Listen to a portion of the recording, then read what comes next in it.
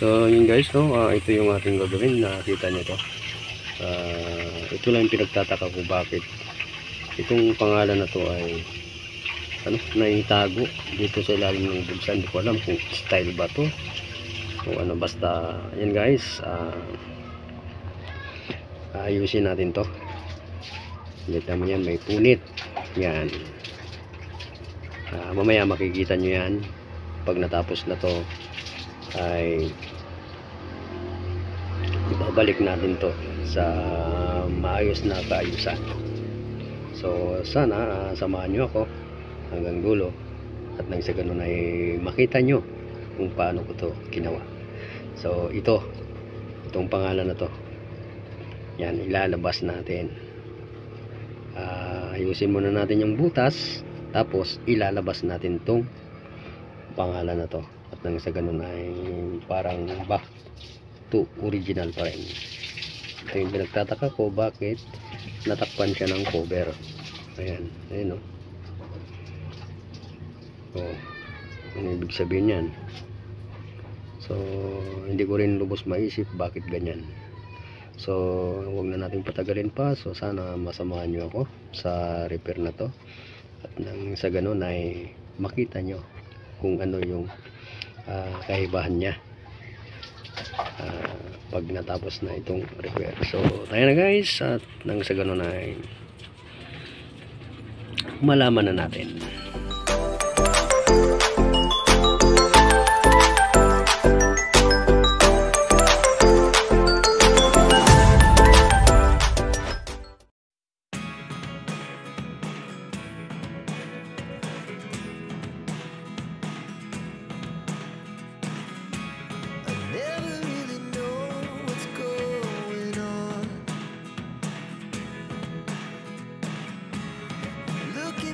Time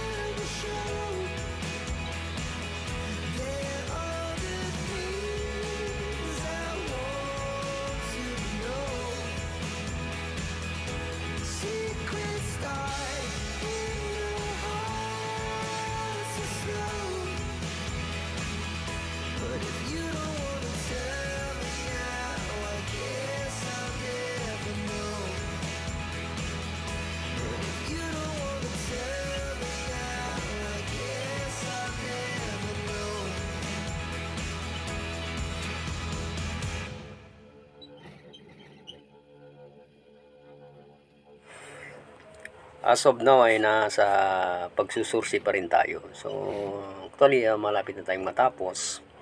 So kailangan muna nating sursihan yung damage or butas. Ayan, kaya natin tinastas yan kanina, at nang sa ganun ay maayos nating masursihan yung butas na yan. So ayan na guys, sinusursihan ko na. Makikita niyo naman sa mga iba kong vlog kung paano magsursi. So basic na po yan. Yan, pasensya na kayo kung hindi masyado kita, pero ito lang masasabi ko sa inyo, napaka basic lang po yung pagsusursi. So ayun na, malapit na tayo. Yun, tapos na yung pagsusursi. So pwede na natin ibalik yung ating mga kinalas na bulsa at saka yung ating cover. So ayan ay ang bulsa muna yung ating ibinalik, tapos ini-next natin yung ating cover. Ayan, kailangan nakapwesto na maayos. At nang sa ganun ay kahit papano ay gumanda naman yung ating gawa. Ayan, pag okay na yan, ayan na. So next natin dyan ay yung ating etiketa, yung ating ibabalik. Ayan, alisin muna natin yung mga sinusinuli dyan para malinis talaga siya. So mayroon akong napansin na konting parang hindi pa maganda sa paningin ko, so dinagdagan ko ng sorse. So after nyan ay ilalagay na natin yung ating etiketa. Ayan, yung ating etiketa or brand name. Ayan, tatakpan lang natin yun. Doon lang din sa part ng mayroong surse, at nang sa ganun ay maayos at parang walang nangyari. Ayan, ikakabit na natin yung etiketa. So napaka basic na lang yan. So ayan, pagkatapos nyan, so okay na tayo. Ayan, so diba, mamaya makikita nyo yan kung ano yung maging itsura nyan. So ito na ngayon yung ating ginawa. Diba? Kitang-kita nyo naman kung ano yung pinagkaiba. So ayan, lumabas na rin yung kanyang brand. Ito na siya. Ayan. So yun, hanggang dito na lang, at maraming salamat sa inyong lahat, at naway na gustuhan nyo or nasundan nyo yung ating ginawa kung paano ito nangyari. So maraming salamat sa inyo sa pagsama hanggang dulo. So sa mga hindi pa nakapag-subscribe dyan, please like, share, and subscribe my channel, at pakiclick na rin ang notification bell para updated kayo lagi sa aking mga sunod na mga videos. So hanggang dito na lang, at maraming salamat sa inyong lahat, and bye bye.